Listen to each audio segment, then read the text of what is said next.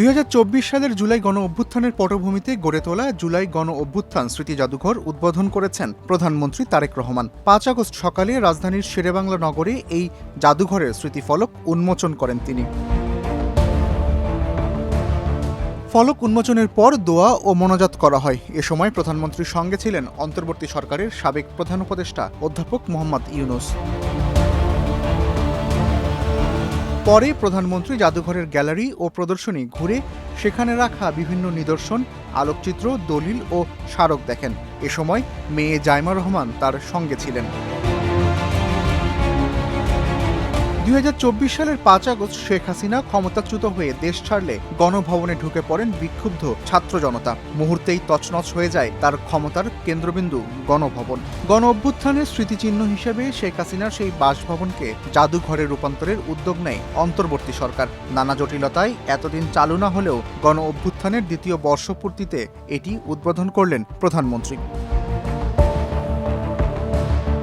উদ্বোধনী অনুষ্ঠানের আলোচনায় অন্তর্বর্তী সরকারের সাবেক প্রধান উপদেষ্টা অধ্যাপক মোহাম্মদ ইউনূস বলেন, জাতি পথ হারালে যেন এই জাদুঘরে এসে পথ খুঁজে নেয়। এখান থেকে নতুন যাত্রাপথ রচনা হবে। আমরা পথ হারিয়ে ফেললে এখানে এসে পথ খুঁজে নেব। যদি আমাদের চিন্তায় কোনো গাফিলতি আসে, আমরা এখানে তার ঠিকানা বার করব। আমরা নতুন সূত্রে আবার যাত্রাপথ শুরু করব। এটা এমন এক জাদুঘর যে বাংলাদেশের যত তরুণ তরুণী, যত নাগরিক আছেন, সবাইকে যেন একবার দেখার সুযোগ হয়। আলোচনা সভায় প্রধান অতিথির বক্তব্যে প্রধানমন্ত্রী তারেক রহমান বলেন, জুলাই গণ অভ্যুত্থান ঠেকাতে হেলিকপ্টার থেকে গুলি করে আন্দোলনরত ছাত্র জনতাকে হত্যা করা হয়। তিনি বলেন, এই জাদুঘর ফ্যাসিস্টদের মুখোশ উন্মোচন করবে। জুলাই আগস্টের অভ্যুত্থান ঠেকাতে ফ্যাসিস্ট চক্র হেলিকপ্টার থেকেও গুলি করেও গণতান্ত্রিক জনগণকে হত্যা করেছিল। পরাজিত, পতিত, বিতাড়িত ফ্যাসিস্টদের এমন নৃশংসতা, এমন বর্বরতা সভ্য জগতে বিরল। আজকের ঐতিহাসিক জুলাই গণ অভ্যুত্থান স্মৃতি জাদুঘর ভবিষ্যতের প্রজন্মের সামনে তাদের পূর্বসূরিদের সাহসী ইতিহাস যেমন তুলে ধরবে, অপরদিকে তাদের সামনে উন্মোচিত হবে বিতাড়িত ফ্যাসিস্টদের মুখোশ। ফ্যাসিবাদ বিরোধী আন্দোলনে হতাহতদের রাষ্ট্রীয় উদ্যোগে সহায়তা করতে বর্তমান সরকার আন্তরিক বলে জানান তারেক রহমান। তিনি আশ্বাস দেন, গত 17 বছরে দেশে সংগঠিত সব হত্যাকাণ্ডের বিচার স্বচ্ছতার সঙ্গে করা হবে। উপস্থিত শহীদ পরিবারের শোকাহত সদস্যবৃন্দ, ফ্যাসিবাদ বিরোধী আন্দোলনে যারা হতাহত হয়েছেন, পর্যায়ক্রমে আইনের যথাযথ প্রক্রিয়া অনুসরণ করে সেই বিচার হবে স্বচ্ছ, নিরপেক্ষ এবং বিশ্বাসযোগ্য।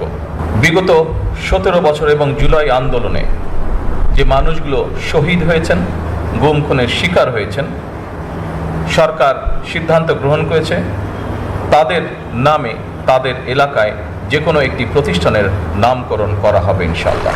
প্রধানমন্ত্রী বলেন, 71-এর মুক্তিযুদ্ধ ছিল স্বাধীনতা অর্জনের, আর 2024-এর গণ অভ্যুত্থান দেশ ও জনগণের স্বাধীনতা রক্ষার। 71-এর মুক্তিযোদ্ধাদের মানুষ যেমন ভুলে যায়নি, তেমনিভাবে জুলাই শহীদদেরকেও কখনোই ভুলবে না।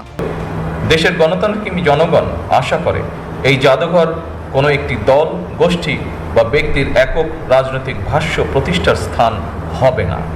জনগণ যেমন মুক্তিযোদ্ধাদেরকে ভোলেননি, একইভাবে 2024 সালে দেশ এবং জনগণের স্বাধীনতা রক্ষায় শহীদদেরকেও জনগণ কখনোই ভুলবে না।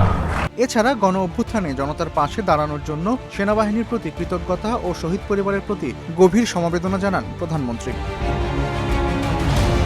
পরে দুপুরে জুলাই যোদ্ধা ও শহীদ পরিবারের সদস্যদের জন্য জাদুঘর খুলে দেওয়া হয়। 6 আগস্ট থেকে এটি সবার জন্য উন্মুক্ত করা হবে। 50 টাকা দিয়ে অনলাইনে টিকিট কেটে জাদুঘরে ঢুকতে পারবেন দর্শনার্থীরা। এস আল আরেফিন, প্রথম আলো।